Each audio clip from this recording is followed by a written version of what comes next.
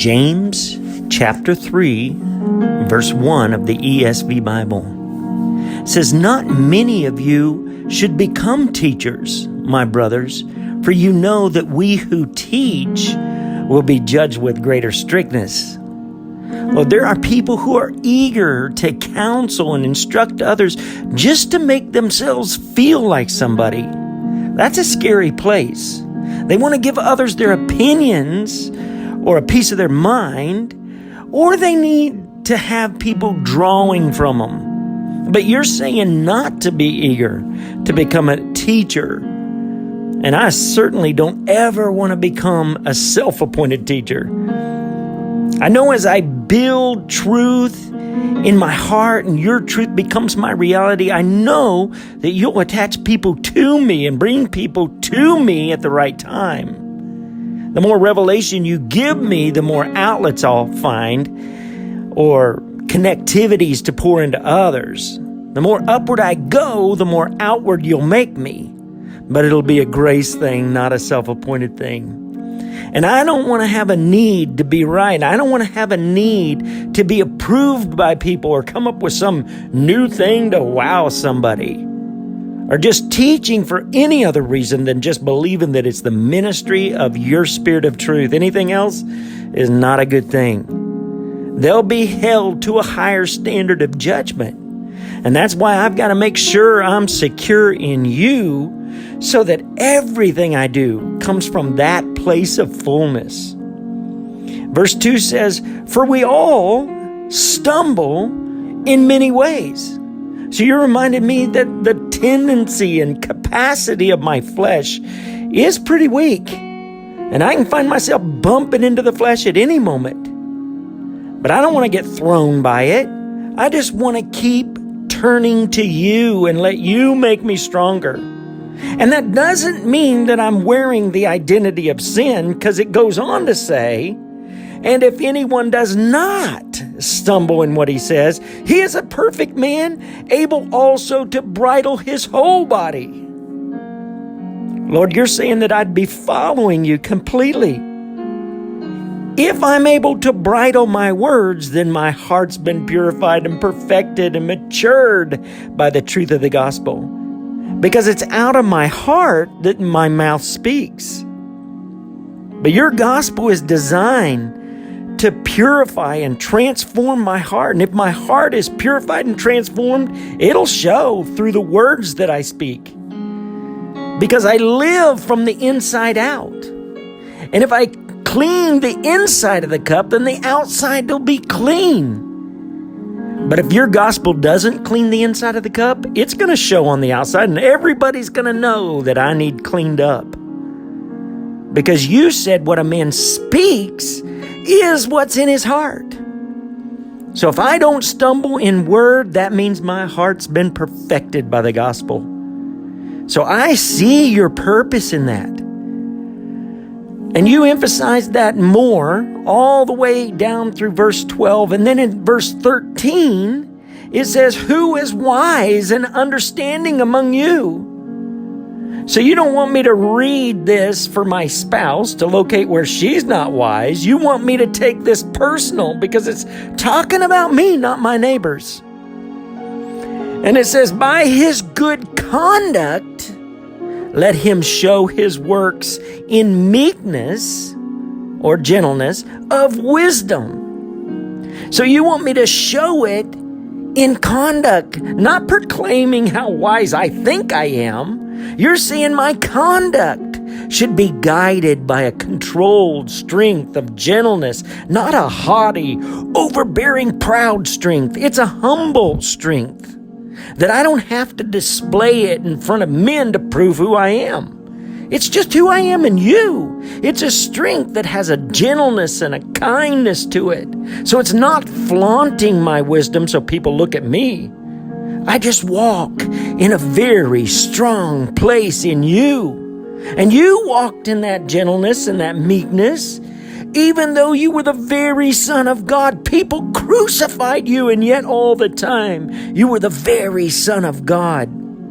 If you were even slightly like I tend to be, you would have called fire down from heaven, smoke somebody, just to let a little bit out of the box and just to give them a good impression and hush the rest of the crowd, Let somebody take the hit just to shut everybody up. But you didn't do that. Verse 14 says, "But if you have bitter jealousy and selfish ambition in your hearts, do not boast and be false to the truth." So I need to be very careful that I don't just accept those things in my heart as just the way that it is and then act like I'm in union and communion with you because I'm actually boasting in my relationship with you, but it's phony.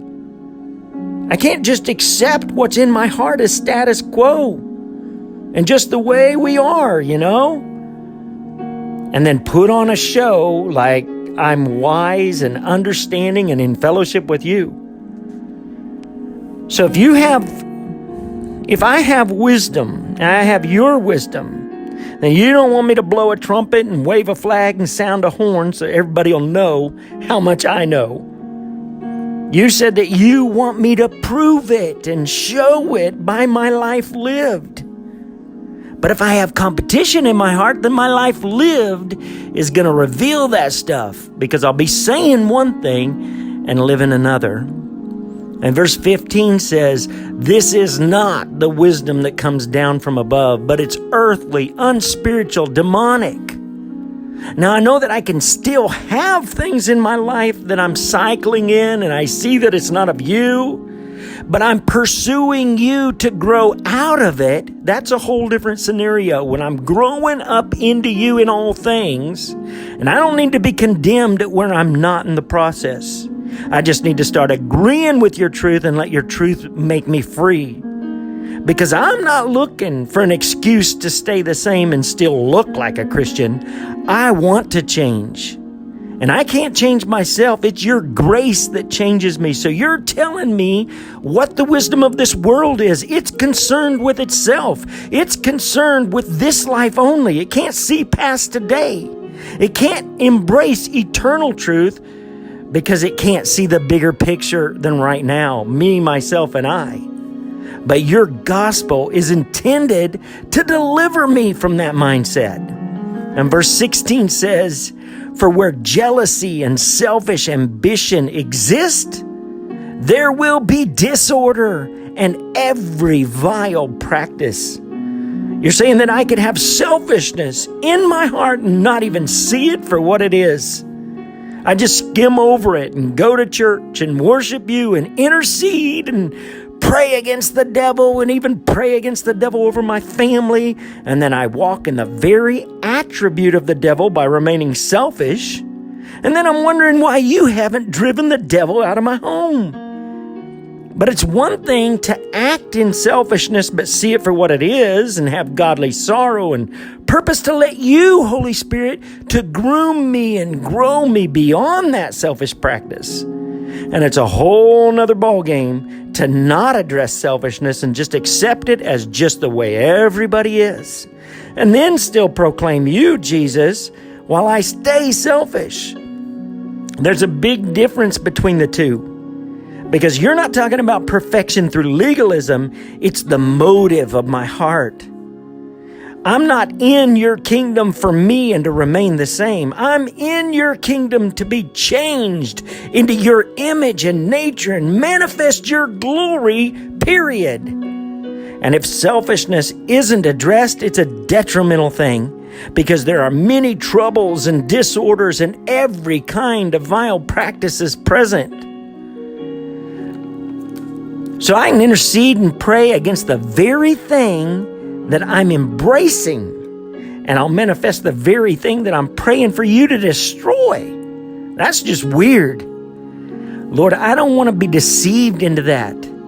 If I get a conviction in my life that I have a tendency of selfishness and that I'm headstrong and that I'm trying to push and shove in my family for my own sake, and maybe I'm being controlling or demanding my own way, Lord, I want to follow those convictions and express that for what it is so that you can separate that from me and get my eyes back on you. And I thank you that I'm in this family to manifest you. I don't want to fall into feeling sorry for myself or getting fixed on what's wrong with members of my family, and then I slowly find a reason and an excuse to remain the same and make it everybody else's fault. And then I've got issues. Lord, I don't want a life subscription to issues. I want your gospel delivered to my door. Verse 17 says, "But the wisdom from above is first pure, then peaceable, gentle, open to reason, full of mercy and good fruits, impartial and sincere." And so, Lord, James is just summing up your Sermon on the Mount here. He said, wisdom from above is first pure. Well, you said, blessed are the pure in heart. James said, then peaceable. And you said, blessed are the peacemakers. And you talked about turning the other cheek.